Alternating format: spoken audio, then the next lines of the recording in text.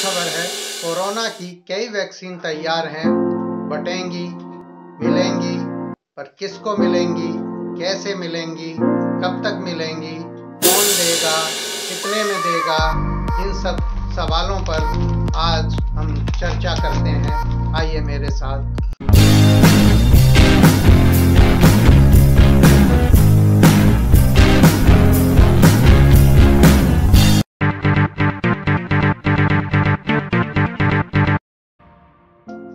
मित्रों नमस्कार, दिल दिल्ली दिल देश में आपका स्वागत है। कोरोना की एक नहीं चार वैक्सीन तैयार हैं और बस मंजूरी का इंतज़ार है। मंजूरी मिलते ही टीकाकरण शुरू हो जाएगा और हम सबके दिमाग में इस वक्त कुछ सवाल चल रहे हैं कि ये क्या हमें ये वैक्सीन मिल पाएंगी, कब तक मिलेगी, कौन सी मिलेगी, इन चारों में से कैसे मिलेगी, कौन देगा, क्या सरकार मुफ्त में देगी या हमें इसके लिए पैसे खर्च करने होंगे। ये सब अहम सवाल हैं और जिनके बारे में अभी कोई सार्वजनिक घोषणा सरकार की ओर से नहीं की गई है। हालांकि बिहार चुनाव में अवश्य मुफ्त वैक्सीन देने की बात हुई थी, मगर बाकी क्या स्थिति है ये हम देखते हैं कि कंपनियां क्या कह रही हैं और प्रधानमंत्री ने मुख्यमंत्रियों के साथ बैठक में क्या कहा था, स्वास्थ्य सचिव क्या कह रहे हैं, ये सब बातें मायने रखती हैं। तो सबसे पहले हम बात करते हैं उस वैक्सीन की जिसे सबसे विश्वसनीय माना जा रहा है, इसके नतीजों का सबको बड़ी ही बेसब्री से इंतजार था। ये वैक्सीन है ऑक्सफोर्ड वैक्सीन। एस्ट्राजेनेका इसे तैयार कर रही है, स्वीडिश कंपनी। 90% तक प्रभावी पाई गई है और पूरी तरह से सुरक्षित वैक्सीन है। ये नतीजे जारी हो चुके हैं 3 दिन पहले और सब आप इससे परिचित हैं। ये सबसे सस्ती वैक्सीन भी है इनमें, तो इसलिए सबसे पहले हम इसी की चर्चा करते हैं। ऑक्सफोर्ड वैक्सीन को भारत में सीरम इंस्टीट्यूट बना रहा है और वह अपने रिस्क पर अगस्त में से ही इसके निर्माण में जुटा हुआ है और नतीजे आने से पहले ही अब तक 4 करोड़ वैक्सीन वो तैयार कर चुका है। इसलिए भारत की उम्मीद और अच्छी है कि भारत को ये वैक्सीन समय से मिलना शुरू हो सकती है। मंजूरी मिलते ही इनका वितरण, टीकाकरण शुरू हो सकता है। सीरम इंस्टीट्यूट के प्रमुख आदर पूनावाला कह चुके हैं कि वह जनवरी तक 10 करोड़ वैक्सीन तैयार कर लेगा उनका संस्थान। ये वैक्सीन कितने कीमत की होगी, पहले हम इस पर चर्चा करते हैं। एस्ट्राजेनेका का कहना है कि वो सरकारी खरीद के लिए, मतलब दुनिया को, WHO को और सरकारों को वो $2.5 में इस वैक्सीन को देगी। यानी 73 रुपये का $1 है। अगर भारत में लगाया जाए तो सरकार को उसकी खरीद के लिए तो ये 200 रुपये के आसपास पड़ेगी। हालांकि आदर पूनावाला कह चुके हैं कि वो $3 से कम में ही सरकार को ये उपलब्ध होगी। निजी क्षेत्र को ये वैक्सीन 500 से 600 रुपये में देने की बात वो एक बार कह चुके हैं और इस तरह से निजी क्षेत्र इसे आगे 1000 रुपये तक में दे सकता है। इस तरह की बातें चली हैं, लेकिन अभी तक कोई कीमत या इस तरह का निर्धारण नहीं हुआ है। सीरम इंस्टीट्यूट का ये भी कहना है, आदर पूनावाला का, कि 90% वैक्सीन जो तैयार है उसमें से 90% वैक्सीन वो सरकार को देगा। इस लिहाज से हम कह सकते हैं कि ऑक्सफोर्ड वैक्सीन का जो टीकाकरण है वो बड़े पैमाने पर निःशुल्क होने वाला है। लेकिन ये किन लोगों को होगा, सरकार की प्रायोरिटी क्या है, इस पर हम मंगलवार की उस बैठक पर ध्यान करेंगे जिसको में प्रधानमंत्री ने राज्यों के मुख्यमंत्रियों को संबोधित किया। बाद में स्वास्थ्य सचिव ने मुख्यमंत्रियों से बात की। इस बातचीत में ये सामने आया कि 4 तरह के प्रायोरिटी समूह बनाए गए, प्राथमिकता समूह 4 तरह के बनाए गए हैं। पहले हैं डॉक्टर्स और हेल्थ वर्कर, जिनकी संख्या 1 करोड़ मानी जा रही है और इन्हें ही सबसे पहले टीका मिलेगा। स्वास्थ्य कर्मियों के बाद सफाई कर्मियों को टीका देना दूसरी प्राथमिकता है, क्योंकि वो साफ सफाई में जुटे हैं और सबसे ज़्यादा खतरे में वो हैं डॉक्टरों के बाद, हेल्थ वर्कर्स के बाद, क्योंकि हेल्थ वर्कर सीधे मरीज के संपर्क में आ रहे हैं। उसके बाद सफाई कर्मी हैं। और तीसरी प्राथमिकता वे लोग हैं जो किसी अन्य बीमारी से पीड़ित हैं, क्योंकि उनको संक्रमण के बाद खतरा ज़्यादा है। चौथी प्राथमिकता में सरकार ने 50 साल से अधिक उम्र के लोगों को रखा है और स्वास्थ्य सचिव ने राज्यों से कह दिया है कि वो इसका डाटा, इनकी संख्या कितनी है किसी राज्य में, वो तत्काल केंद्र को उपलब्ध कराएं ताकि आगे की तैयारी सुनिश्चित की जा सके। अब बाकी बचे लोगों का क्या है, इस पर अभी कुछ बहुत स्पष्ट नहीं हुआ है। और चारों वैक्सीन में से आपको, अगर आप हरियाणा में हैं, अगर आप चंडीगढ़ में हैं, आप पंजाब में हैं, आप गुजरात में हैं, आप राजस्थान में हैं, मध्य प्रदेश में हैं, कौन सी वैक्सीन मिलेगी? पहले तो हम इन 4 वैक्सीनों की बात कर लेते हैं कि पहली ऑक्सफोर्ड वैक्सीन के बारे में हम बता रहे हैं। दूसरी वैक्सीन फाइजर कंपनी की है जिसकी कीमत करीब $25 के आसपास बताई जा रही है। तीसरी मॉडर्ना की है, इसकी कीमत भी $20 के आसपास है। और चौथी स्पुतनिक है, स्पुतनिक भी जो रूसी वैक्सीन है, और इस वैक्सीन की कीमत $10 के आसपास रूस कह रहा है कि $10 में वो पूरी दुनिया में जो भी खरीदना चाहे वो उससे खरीद सकता है। इन सभी वैक्सीन के ट्रायल भी देश में जारी हैं। और इसके अलावा स्वदेशी वैक्सीन है, एक 5वीं वैक्सीन है जिसका तीसरे चरण का ट्रायल जारी है और उसके नतीजे भी अच्छे आ रहे हैं। हालांकि अभी नतीजों का खुलासा नहीं किया है। इनमें से कोवैक्सीन है भारत बायोटेक की। भारत बायोटेक की कोवैक्सीन है जिन्होंने पहला अपना एक अनुमान बताया है कि वो 60% के आसपास प्रभावी वैक्सीन होगी और वो सुरक्षा जांच में तो वो खरी उतरी है। तो ये वैक्सीन है जिसका बड़े पैमाने पर ट्रायल भारत में तीसरे चरण का चल रहा है। ये स्वदेशी वैक्सीन है और यही वजह है कि ज्यादातर जगहों पर इसके परीक्षण चल रहे हैं। ऑक्सफोर्ड वैक्सीन के 15 बड़े शहरों में चल रहे हैं, जिनमें आपका चंडीगढ़ है, पुणे है, हैदराबाद है, दिल्ली है। इस तरह के प्रमुख महानगरों में ऑक्सफोर्ड वैक्सीन के परीक्षण चल रहे हैं। जहां तक हरियाणा की बात है तो वहां रोहतक पीजीआई में भारत बायोटेक की कोवैक्सीन का परीक्षण चल रहा है। तो भौगोलिक परिस्थितियां इसमें बड़ी मायने रखती हैं कि जहां जिनके परीक्षण हो रहे हैं, सिफारिशें यही हैं कि वहां वे दवाइयां, वे वैक्सीन, वे टीका, उनका टीकाकरण किया जाए। हालांकि इसमें अभी कोई अंतिम फैसला नहीं हुआ है। अगर ऐसा ही होता है तो ये तय है कि हरियाणा को जो वैक्सीन मिलेगी, हरियाणा में ज़्यादातर लोगों को जो वैक्सीन मिल सकती है वो कोवैक्सीन हो सकती है और इसके नतीजे जनवरी तक आ जाने की उम्मीद है। इसके ट्रायल की एक खास बात और है कि तीसरे चरण का ट्रायल 20 नवंबर को जब शुरू हुआ तो हरियाणा के स्वास्थ्य मंत्री ने एज ए वॉलेंटियर टीकाकरण करवाया। वैक्सीन वितरण की बात तो जब मंजूरी मिलेगी तब शुरू होगी, लेकिन उससे पहले राजनीति इसकी क्या है, वैक्सीन की कोई राजनीति भी है। प्रधानमंत्री खुद इसमें राजनीति की बात कह चुके हैं कि वैक्सीन को लेकर राजनीति हो रही है और सचमुच राजनीति तो हो रही है, क्योंकि बिहार चुनाव लड़ा ही वैक्सीन पर गया। तो आप इसे राजनीति से अलग नहीं कर सकते हैं, क्योंकि जब इतना बड़ा मुद्दा है, हर आदमी से जुड़ा है, क्योंकि हर एक को वैक्सीन चाहिए। जो बीमार हो चुके हैं, इससे संक्रमित हो चुके हैं, अगर उन्हें छोड़ दें तो जितने भी स्वस्थ लोग हैं उन सभी को वैक्सीन चाहिए और उन्हें सबको ये वैक्सीन लगेगी। और जो बीमार होकर ठीक हो चुके हैं उनमें तो एंटीबॉडी अपने बन चुके होते हैं, तो उन्हें उतनी जरूरत नहीं है और उस पर क्या नीति रहेगी ये भी बाद में स्पष्ट होगा। ऐसी स्थिति में ये सभी लोगों से जुड़ा मुद्दा है और जाहिर है इस पर राजनीति होगी ही। और इस राजनीति का पहला रूप आप ये भी देख सकते हैं कि जो इनमें सबसे कम विश्वसनीय वैक्सीन मानी जा रही है वो वैक्सीन है रूस की स्पुतनिक वी। उसकी विश्वसनीयता पर सवाल लगातार उठ रहे हैं, क्योंकि अगस्त में पूरे ट्रायल होने से पहले ही, व्यापक ट्रायल होने से पहले ही इसको स्थानीय रूसी प्राधिकरण ने, जो ड्रग्स नियंत्रक जो प्राधिकरण है उनका, रूस का जो दवा औषधि नियंत्रक प्राधिकरण है, उसने मंजूरी दे दी थी ट्रायल होने से पहले ही। और इसके विरोध में 16 अगस्त को इसके जो निर्माण करने वाले मुख्य वैज्ञानिकों में जो शामिल थे उन्होंने इस्तीफा दे दिया था अपने पद से, कि ये कैसे इसका मंजूरी दे दी गई है। मंजूरी का अर्थ ये होता है कि मंजूरी मिलते ही टीकाकरण आप शुरू कर सकते हो। वो मंजूरी दी गई और दुनिया में वो पहली वैक्सीन बनी कि जिसको सबसे पहले मंजूरी मिल गई अगस्त में, लेकिन टीकाकरण उसका शुरू नहीं हो पाया।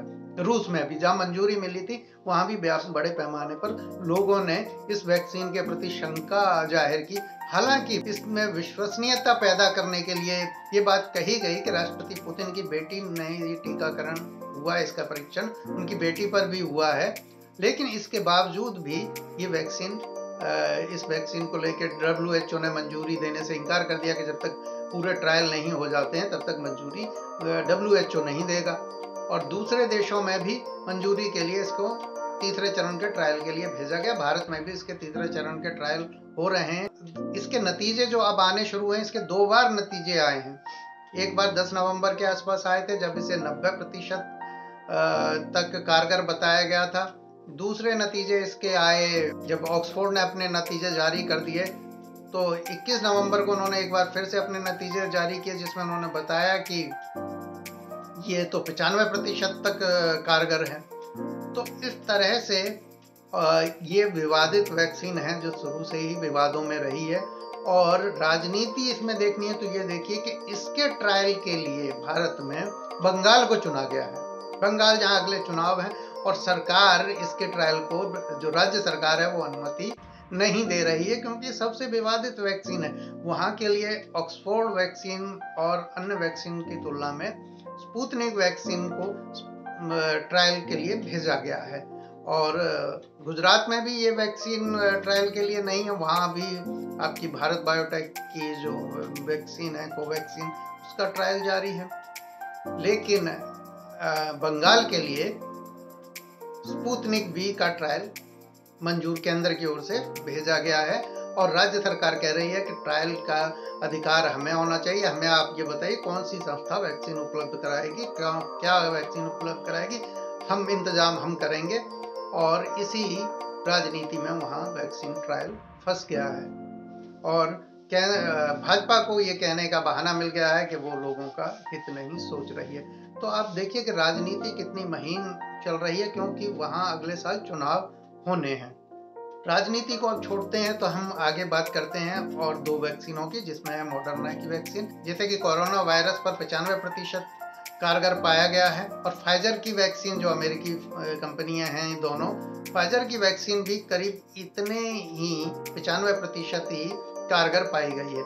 मगर इन दोनों वैक्सीन के साथ दिक्कत यह है कि भंडारण के लिए, पहुंचाने के लिए गांव-गांव या बहुत कम टेम्परेचर मेंटेन करना होगा और ये टेम्परेचर है -20 डिग्री से -70 डिग्री तक।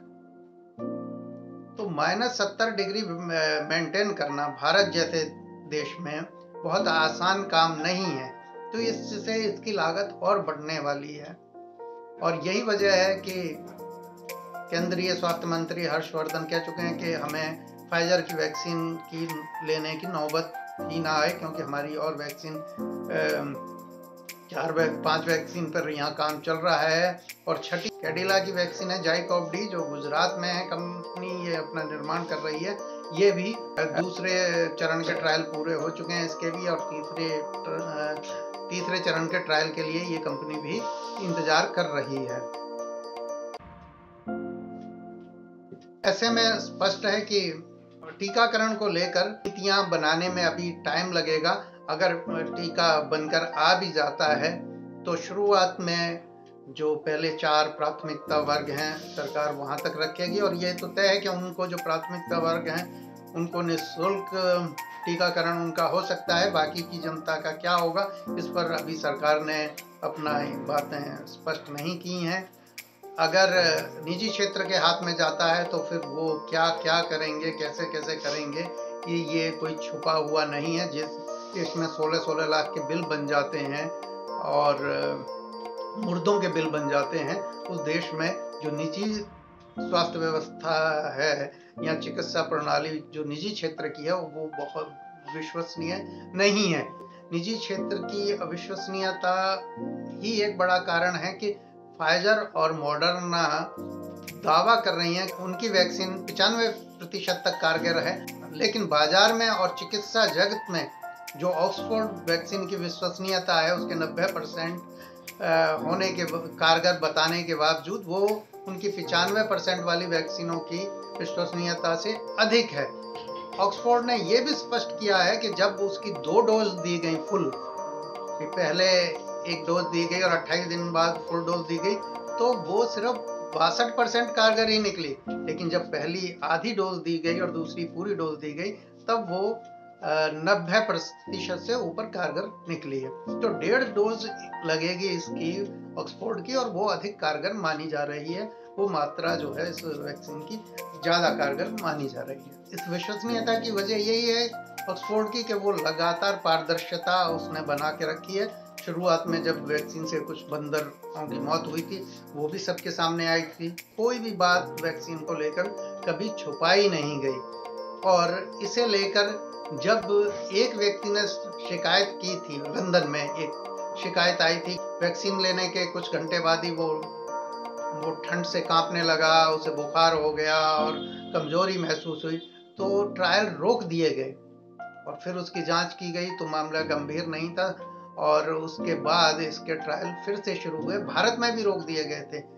भारत में जो सीरम इंस्टीट्यूट कोविशील्ड नाम से उसी वैक्सीन को बना रहा है ऑक्सफोर्ड की को, उसके ट्रायल भी भारत में रोक दिए गए थे और दोबारा वहां से क्लियर होने के बाद ही फिर से शुरू किए गए। तो यही वजह है कि ऑक्सफोर्ड की वैक्सीन की विश्वसनीयता है।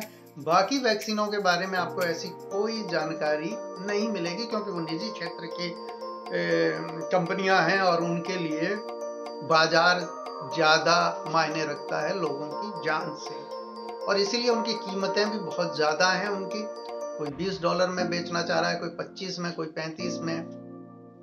तो ऐसी स्थिति में रूसी वैक्सीन हालांकि सरकारी वैक्सीन है, लेकिन रूस ने एक जो बड़ी गलती की है वो लगातार ये की है कि वो खुद को पहले दिखाने की कोशिश की और इस चक्कर में कि मैं सबसे आगे चल रहा हूं, और वो बिना ट्रायल किए, बिना जैसे तानाशाहों का जो रवैया होता है, वैक्सीन को लेकर जो तानाशाही दिखाई, उसने उसकी विश्वसनीयता का बंटा धार कर दिया है और उसने उसके रिजल्ट भी बार बार अलग अलग बताए गए हैं। इसने भी उसके प्रति शक पैदा किया है। जो ऑक्सफोर्ड की वैक्सीन है उसे आप 2 से 8 डिग्री सेल्सियस में रख सकते हैं और ये किसी भी देश के लिए मुश्किल नहीं है। दूसरी ओर मॉडर्ना और फाइजर -20 से -70 डिग्री की में रखने की जरूरत उन्हें पड़ती है, जो कि किसी के लिए भी आसान नहीं है। रूस का कहना है कि स्पुतनिक V को भी आप 2 से 8 डिग्री सेल्सियस में 6 में रख सकते हैं, 6 महीने तक रख सकते हैं। ऑक्सफोर्ड की वैक्सीन को भी इस टेम्परेचर में। तो ये इन वैक्सीन की सबसे अच्छी सुविधा है। लेकिन एक चीज और ध्यान रखनी होगी कि वैक्सीन के साइड इफेक्ट भी हैं सभी के, और जैसा कि होता है कि वो साइड इफेक्ट पर काम होता है। अंग्रेजी दवाइयाँ जिनको हम कहते हैं ना कि अंग्रेजी दवाइयों के साइड इफेक्ट होते हैं, साइड इफेक्ट तो हर चीज के होते हैं। आप मीठा भी खाएंगे तो उसके भी शुगर या कुछ होने के साइड इफेक्ट रहते हैं। लेकिन सिर्फ अंग्रेजी जो पद्धति है, जो प्रणाली है, उसमें यह है कि उसमें साइड इफेक्ट पर साथ साथ काम होता है। पहले साइड इफेक्ट का अध्ययन बराबर किया जाता है, जबकि हमारे यहाँ ऐसी रिवाज जो अन्य पद्धतियाँ आयुर्वेद और ये हैं उनमें साइड इफेक्ट पर कोई ध्यान नहीं दिया जाता। बस वो कहते हैं कि ये दवा ये खाइए और उसके बाद नतीजों मायने रखते हैं। जबकि यहाँ पहले इन विट्रो परीक्षण होते हैं, फिर क्लिनिकल ट्रायल पहले चरण के जैसे 10 पे हो गए सुरक्षित है, फिर इंसानों पर, फिर 100 पर करेंगे कि क्या ये इसका प्रभाव है, फिर भी बड़े पैमाने पर करेंगे कि क्या साइड इफेक्ट हैं, कितने लोगों में क्या साइड इफेक्ट निकल के आते हैं, क्या क्या शिकायत करते हैं वॉलेंटियर इस दवा को लेने के बाद। तो इसमें जो आए हैं जैसे, तो कुछ जो मुख्य साइड इफेक्ट हैं कि इस टीके के बाद किसी को सिर दर्द हो सकता है, किसी को आधा सिर दर्द हो सकता है, माइग्रेन हो सकता है तेज। कुछ ने शिकायत की कि उन्हें उल्टी आती है, मितली आती है, कुछ बुखार आना, 102 डिग्री तक बुखार आना। तो ये सब सामान्य साइड इफेक्ट हैं और ये साइड इफेक्ट असल में वैक्सीन की वजह से या वैक्सीन के दुष्प्रभाव इसलिए नहीं कहे जा सकते क्योंकि ये असल में हमारा इम्यून सिस्टम रिस्पॉन्स देता है। हमारे जो बी सेल्स हैं वो सक्रिय हो जाते हैं कि ये क्या नई चीज़ आई है, तो वो टेम्परेचर बढ़ा देते हैं, बुखार ला देते हैं थोड़ी देर के लिए, और फिर धीरे जब जैसे ही वो उस पर काम करना शुरू करते हैं, अपनी एंटीबॉडी तैयार करते हैं, तो नॉर्मल हो जाते हैं। इसी तरह से मितली आना, उल्टी आना कि ये क्या चीज़ आई है, तो ये सब हमारे इम्यून सिस्टम के रिएक्शन होते हैं, इसलिए इसमें बहुत घबराने की ज़रूरत नहीं है। वैक्सीन मिलेगी, सबको मिलेगी, क्योंकि अगर सब तक नहीं बटेगी तो बीमारी पे कैसे जीतेंगे। पहले भी वैक्सीन बटी हैं, जैसे बच्चों में पोलियो की हैं, खसरा की हैं, डीपीटी की हैं, वो सबको मिली हैं। और सिर्फ सरकारें ही नहीं, विश्व स्वास्थ्य संगठन WHO बढ़ चढ़ कर इसमें भूमिका निभाता है। गरीब देशों में, गरीब क्षेत्रों में, गरीब इलाकों में वो निःशुल्क मुहैया कराता है। और राष्ट्रीय टीकाकरण कार्यक्रम अब हमारे देश में भी है, सब देशों में है। तो आप ये निश्चिंत रहें सब लोग कि वैक्सीन सबको मिलेगी। ये ज़रूर है, किसी को ऑक्सफोर्ड की मिलेगी, किसी को भारत बायोटेक की मिलेगी, किसी को मॉडर्ना मिल सकती है, किसी को कैडिला वाली मिल सकती है, लेकिन वैक्सीन सबको मिलेगी। और सरकार इन सब का के लिए व्यापक, मतलब हमारी आबादी इतनी ज़्यादा है, अगर 2 डोज भी बनती हैं 130 से, तो 260 करोड़ डोज चाहिए, यानी 2.5 अरब से ज़्यादा डोज हम भारत को चाहिए। और इसके लिए एक व्यापक नेटवर्क भी की ज़रूरत होगी, ताकि ये हिसाब रखा जा सके, क्योंकि पहली डोज के बाद दूसरी 28 से 40 दिन में मिलेगी अलग अलग कंपनियों के हिसाब से। तो ऐसे में सरकार को ये हिसाब रखना पड़ेगा हर एक आदमी का, और ये संभव है केवल आजकल हमारे जो डिजिटल नेटवर्किंग है उससे ये संभव है। आरोग्य सेतु ऐप जिस तरह के ऐप हैं, उस तरह से सरकार ने भी एक ऐप तैयार कर रखा है टीकाकरण के लिए, और एक नेटवर्क बिल्कुल जिसे ई-विन कहा जाता है, इलेक्ट्रॉनिक वैक्सीन इंटेलिजेंस नेटवर्क जो है ई-विन के जरिए निगरानी रखी जाएगी, सूचनाएं दी जाएंगी, SMS आएंगे कि आपका टीकाकरण होना है और इस तारीख को होना है, इस जगह पे होना है। तो और उससे पहले इसमें डाटा फीडिंग की जा रही है, सब लोगों से डाटा लिए जा रहे हैं, और वो डाटा राज्य सरकारों के थ्रू इकट्ठे होंगे, स्थानीय प्रशासन के थ्रू इकट्ठे होंगे, और सब लोगों को चाहिए कि उसमें वो सहयोग करें, ताकि टीकाकरण निर्बाध रूप से और जल्द से जल्द पूरा हो सके, ताकि इस महामारी को, जिसने पूरा 2020 को बर्बाद कर दिया, 2020 को आर्थिक बर्बादी दिखाई दुनिया को, भारत भी इस काफ़ी बड़ी चोट भारत को भी पहुंची, भारतीय अर्थव्यवस्था को पहुंची, बहुत से लोग बेरोजगार हुए, इन सभी को जो बड़ी चोट पहुंची है, उस महामारी को अंतिम चोट टीकाकरण से दी जा सके। और नया साल इसके लिए एक बड़ी उपलब्धि बनकर आ रहा है, और हमें उसका स्वागत करना चाहिए। हमें दुनिया के वैज्ञानिकों को धन्यवाद करना चाहिए कि उन्होंने इस महामारी के खिलाफ लोहा लिया और इतनी जल्दी इसका जो है कारगर इलाज ढूंढ लिया है। ये पहली बार है कि जब इतने कम समय में कोई वैक्सीन तैयार हुई है।